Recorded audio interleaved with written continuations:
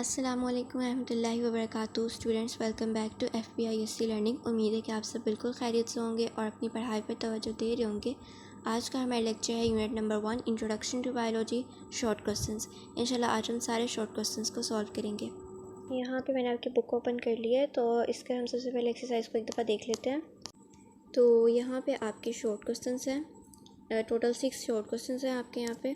तो इंशाल्लाह आज हम लोग इन सब शॉर्ट क्वेश्चंस को सॉल्व करेंगे एंड देन नेक्स्ट वीडियोस में हम लोग लॉन्ग क्वेश्चंस और MCQs की तरफ आएंगे। तो चलिए देखते हैं शॉर्ट क्वेश्चंस को।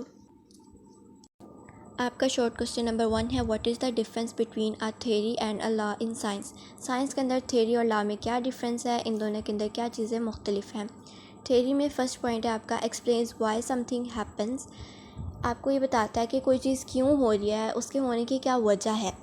सेकंड पॉइंट में like a story that helps us understand, एक स्टोरी की तरह, एक कहानी की तरह जो हमें अंडरस्टैंड करने में हेल्प कर रही है। थर्ड पॉइंट में है कैन बी चेंज्ड और updated if new information comes along. अब थियरी एक ऐसी चीज़ होती है जो कि अगर आपके पास न्यू इन्फॉर्मेशन आ रही है तो वो चेंज हो जाएगी, वो सेम नहीं रहेगी। लेकिन लॉ जो है वो थ्योरी से बिल्कुल अपोजिट है।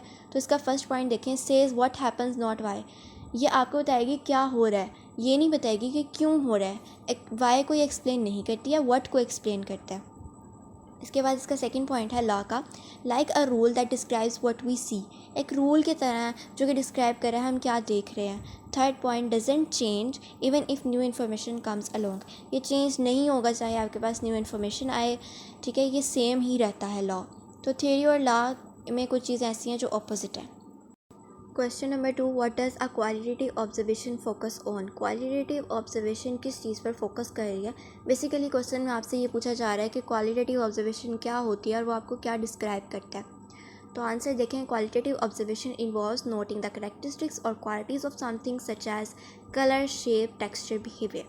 क्वालिटेटिव ऑब्जर्वेशन आपको नाम से पता चल रहा है कि ये किसी चीज़ की क्वालिटी, किसी चीज़ की खूबी को बयान करेगी। तो खूबियाँ कौन कौन सी हो सकती हैं, उसका कलर हो सकता है, शेप हो सकती है, टेक्सचर हो सकता है, बिहेवियर हो सकता है। फॉर एग्जाम्पल लिखें, observing a red rash on the skin of a dengue fever patient is a qualitative observation because you are describing a characteristic the red rash of the patient's condition. अब देखें, किसी भी dengue fever patient के ऊपर अगर red rash है तो वो उसकी करेक्टरिस्टिक है, एक उसकी खूबी को बयान किया जा रहा है। तो ये आपके पास क्वालिटेटिव ऑब्जर्वेशन की ही एक एग्जाम्पल है। नेक्स्ट क्वेश्चन देखें, question number 3, describe the role of an independent variable in an experiment. उन्होंने आपसे कहा है इंडिपेंडेंट वेरिएबल का आपने बताना है क्या रोल होता है किसी भी एक्सपेरिमेंट के अंदर। तो इंडिपेंडेंट वेरिएबल आपको नाम से पता चल रहा है कि ये इंडिपेंडेंट है, किसी पे डिपेंड नहीं करता, ये अपनी एक पहचान रखता है। अब independent variable is the factor that is, एक ऐसा फैक्टर है, फर्स्ट पॉइंट देखें, change on purpose by the researcher. अब ये रिसर्चर की तरफ से चेंज किया जाता है, ये एक ऐसा फैक्टर है जिसको रिसर्चर चेंज करता है। अब वो क्यों उसको चेंज करता है, सेकंड पॉइंट में है, tested to see its effect on the outcome. इसको इसलिए चेंज किया जाता है ताकि आप देख सकें कि एक्सपेरिमेंट में क्या चेंजेस आ रहे हैं, क्या इफेक्ट हो रहा है इसको चेंज करने से। थर्ड पॉइंट है the cause that is being studied, ये एक वजह है ताकि आप बता सकें क्या असर पड़ रहा है आपके एक्सपेरिमेंट पे। तो इंडिपेंडेंट वेरिएबल एक बहुत इंपॉर्टेंट फैक्टर है जो कि एक्सपेरिमेंट में चेंज किया जाता है। अब लास्ट वाली लाइन है, it's the one thing that is intentionally changed in an experiment to see how it affects the result. फिर वही बात उन्होंने आपको बता दी कि इसको हम एक्सपेरिमेंट के अंदर चेंज करते हैं ताकि हम इसका रिज़ल्ट देख सकें, इसका इफ़ेक्ट देख सकें कि एक्सपेरिमेंट पे क्या इफ़ेक्ट्स हो रहे हैं। क्वेश्चन नंबर 4 है जी, how is inductive reasoning different from deductive reasoning. Inductive reasoning deductive reasoning से किस तरह डिफरेंट है, इन दोनों में क्या फ़र्क है, तो ये हम आंसर में देखते हैं। इंडक्टिव रीजनिंग का फर्स्ट पॉइंट देखें। अच्छा, आपका इंडक्टिव रीजनिंग जो है वो डिडक्टिव रीजनिंग से बिल्कुल ऑपोजिट है। सेम चीज़ जो इंडक्टिव रीजनिंग में है वही आपने ऑपोजिट करके डिडक्टिव रीजनिंग में लिखनी है। कुछ इसमें मुश्किल नहीं है, जो पहले आपके पॉइंट्स हैं उन्हीं को बस आपने उलट करके डिडक्टिव रीजनिंग में लिख देना है। चलें इसको रीड कर लेते हैं। इंडक्टिव रीजनिंग फर्स्ट पॉइंट है, स्टार्ट्स विद स्पेसिफिक ऑब्जर्वेशंस, ये स्पेसिफिक ऑब्जर्वेशन से स्टार्ट होगा, ठीक है। Second point, makes general conclusions based on those observation. अब ये जनरल कंक्लूजन बनाएगा उन जो ऑब्जर्वेशन आपने ली हैं, जहाँ से आपने स्टार्ट किया इसको, अब ये उसके ऊपर उस बेस पर जो है जनरल कंक्लूजन बनाएगा। और उसके बाद थर्ड स्टेप है, goes from specific to general. फिर उन्होंने वही बात बता दी कि स्पेसिफिक से जनरल की तरफ जाएगी इंडक्टिव रीजनिंग। अब डिडक्टिव रीजनिंग में क्या होगा, starts with general principles. Inductive reasoning आपकी स्पेसिफिक ऑब्जर्वेशन से स्टार्ट हुई थी और डिडक्टिव रीजनिंग जो है वो जनरल प्रिंसिपल से स्टार्ट हुई।